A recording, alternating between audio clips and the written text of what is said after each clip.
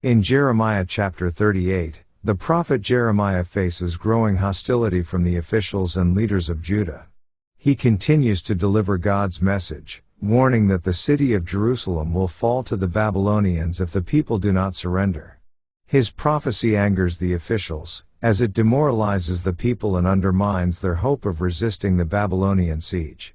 They accuse Jeremiah of discouraging the soldiers and the citizens, and they demand that he be punished for speaking such words. In response, the officials throw Jeremiah into a cistern, where he is left to die, hoping that his message would no longer be heard. However, an Ethiopian eunuch named Ebed-Melech, who is a servant in the royal palace, hears about Jeremiah's imprisonment and risks his own safety to intervene. He speaks to King Zedekiah, urging him to release Jeremiah, as he fears that Jeremiah will die from hunger and exposure in the cistern. Zedekiah, weak and indecisive, agrees to Ebed-Melech's request, and he orders that Jeremiah be lifted out of the cistern. Ebed-Melech and a group of men lower ropes into the pit to pull Jeremiah to safety, showing mercy in a time of great hostility. After being released, Jeremiah is brought to King Zedekiah, who secretly meets with the prophet in the king's palace. Zedekiah asks Jeremiah if there is any word from the Lord, and Jeremiah again delivers God's message. He tells the king that if he surrenders to the Babylonians, his life will be spared, and Jerusalem will not be destroyed. However, if Zedekiah refuses and attempts to flee, his fate will be sealed, and he will be captured by the Babylonians. Jeremiah warns Zedekiah that he will face certain destruction if he chooses to resist God's will. King Zedekiah, fearful of the officials and people, tries to keep the conversation with Jeremiah a secret. He instructs the prophet not to tell anyone what was said. The chapter concludes with Jeremiah remaining under house arrest, still preaching God's word, while Zedekiah's indecision and fear continue to prevent him from fully submitting to God's will. Jeremiah's warnings grow more urgent as the fall of Jerusalem becomes inevitable, and the chapter portrays the tense atmosphere of a king who is torn between his personal fears and the fate of his people. Let's now read Jeremiah chapter 38.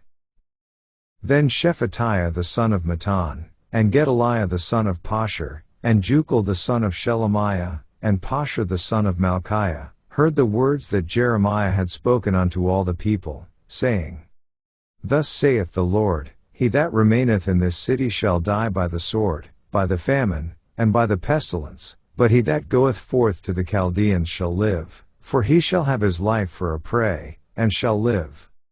Thus saith the Lord, This city shall surely be given into the hand of the king of Babylon's army, which shall take it. Therefore the princes said unto the king, We beseech thee, let this man be put to death, for thus he weakeneth the hands of the men of war that remain in this city, and the hands of all the people, in speaking such words unto them. For this man seeketh not the welfare of this people, but the hurt.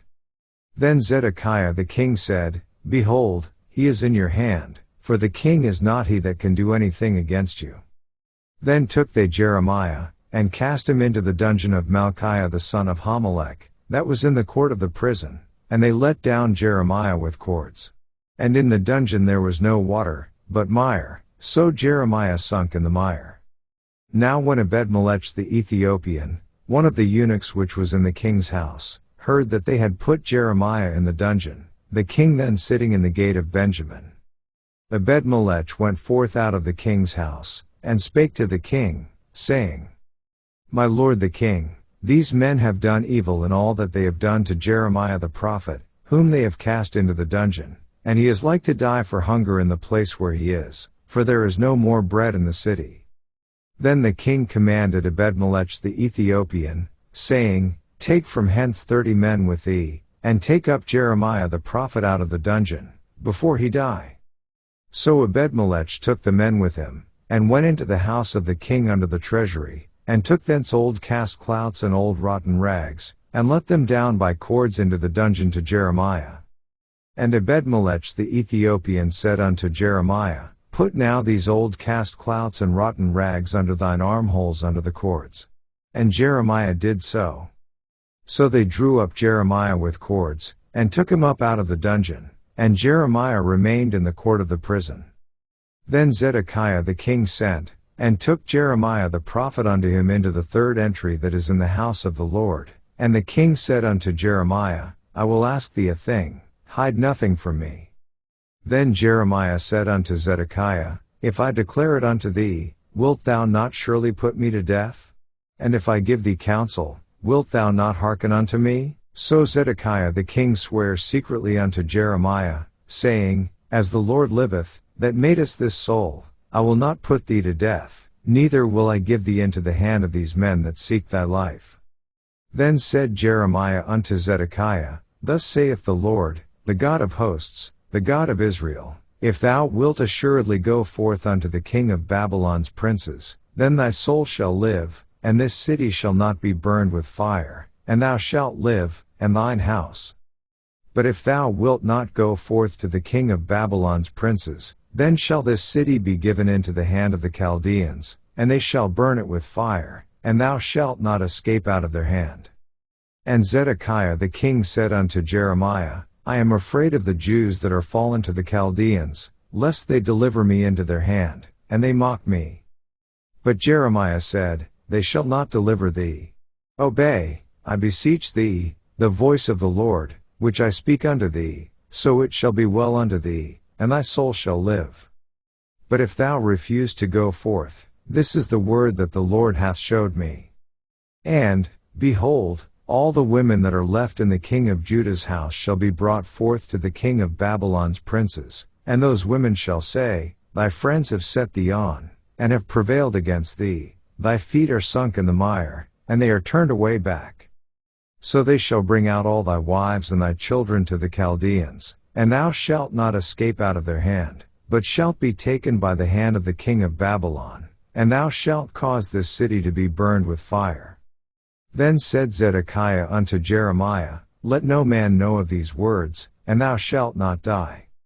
But if the princes hear that I have talked with thee, and they come unto thee, and say unto thee, Declare unto us now what thou hast said unto the king, hide it not from us, and we will not put thee to death, also what the king said unto thee.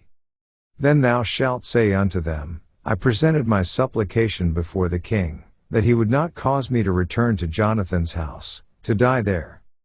Then came all the princes unto Jeremiah, and asked him, and he told them according to all these words that the king had commanded. So they left off speaking with him, for the matter was not perceived. So Jeremiah abode in the court of the prison until the day that Jerusalem was taken, and he was there when Jerusalem was taken. This ends our reading of Jeremiah chapter 38.